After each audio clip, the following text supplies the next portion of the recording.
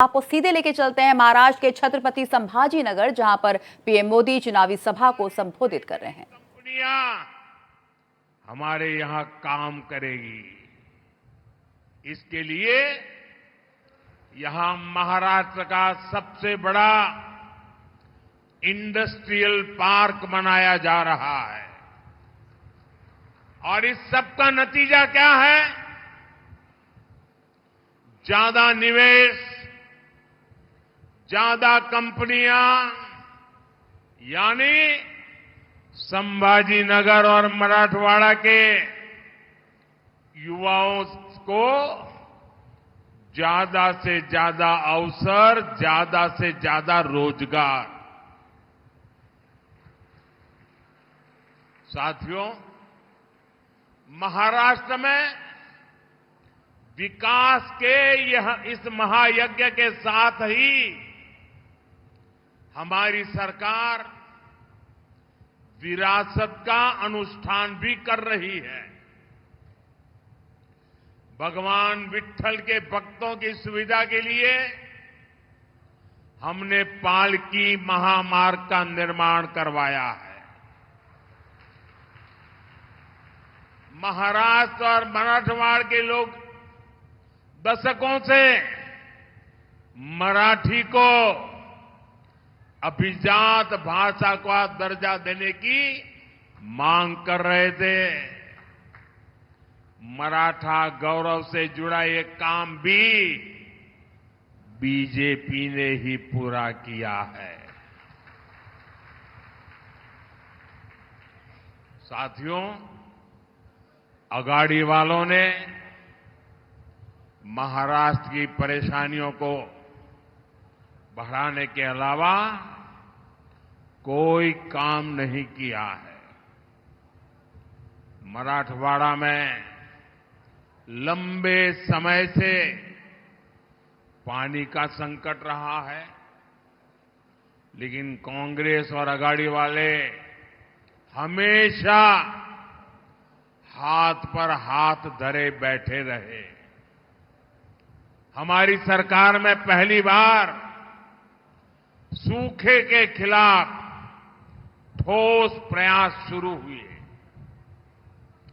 महायुति की सरकार ने वैतरणा और उल्लास सब बेसिन से पानी मराठवाड़ा तक पहुंचाने का फैसला लिया है। जब देवेंद्र जी सीएम थे तो उन्होंने जलयुक्त शिवार योजना भी बनाई।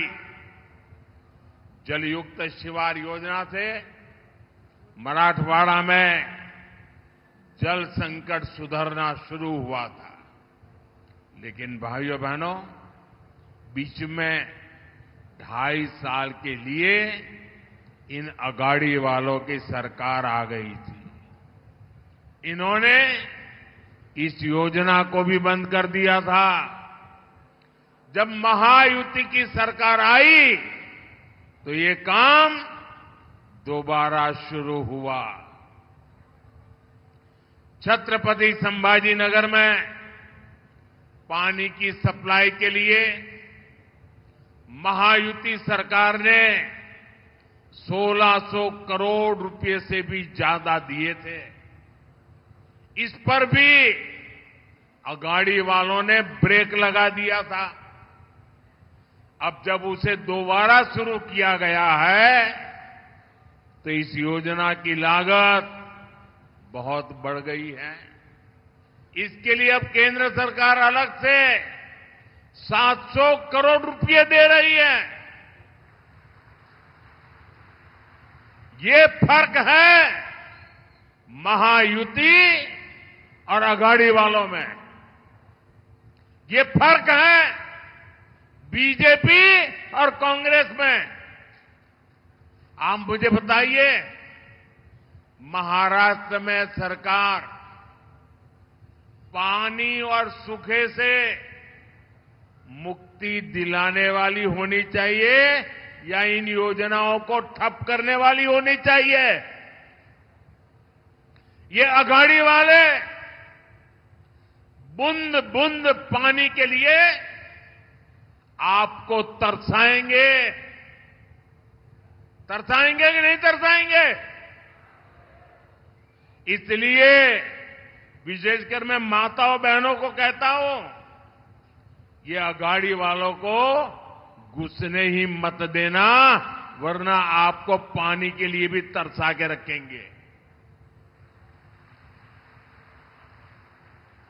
इसलिए मैं कहता हूं, भाजपा महायुति आहे तर गती आहे, महाराष्ट्राची प्रगती आहे।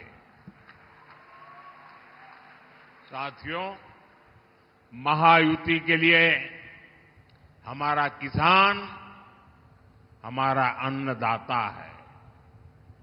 विकसित महाराष्ट्र का सबसे मजबूत स्तंभ है। यहां कपास के किसान बहुत बड़ी भारी मात्रा में है। हमारी सरकार कपास किसानों की आय बढ़ाने के लिए भी हर संभव प्रयास कर रही है। महाराष्ट्र में टेक्सटाइल पार्क खुलने से स्थानीय कपास उद्योग को बढ़ावा मिलेगा। किसान सम्मान निधि के तहत महाराष्ट्र के 1,20,00,000 किसानों को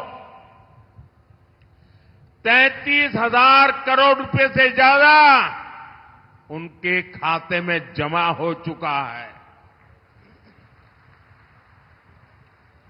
छत्रपति संभाजीनगर के ने भी 4 लाख से ज्यादा किसानों को, यहां मेरे किसान भाई बहनों को फायदा मिला है। महायुति सरकार की नमो शेतकरी योजना की वजह से किसानों को डबल पैसा मिल रहा है। साथियों, हमारी सरकार सोयाबीन किसानों को संकट से उबारने को अलग से 5,000 रुपये दे रही है। महायुति सरकार ने सोयाबीन का न्यूनतम समर्थन मूल्य 6,000 प्रति क्विंटल करने का भी वायदा किया है। अगले 5 वर्षों में किसानों का फायदा भी बढ़ेगा, उन्हें नए अवसर भी मिलेंगे। हम इस प्रयास में लगे हैं कि अब हमारे किसान भाई बहनों को बिजली बिल की चिंता ही ना हो। इसलिए हम हर खेत तक सोलर ऊर्जा पहुंचाने में जुटे हैं। बड़ी संख्या में सिंचाई के पंपों को सोलर पंप में बदला जा रहा है। यही नहीं, हमने डेयरी के काम में जुटे किसानों की भी चिंता की।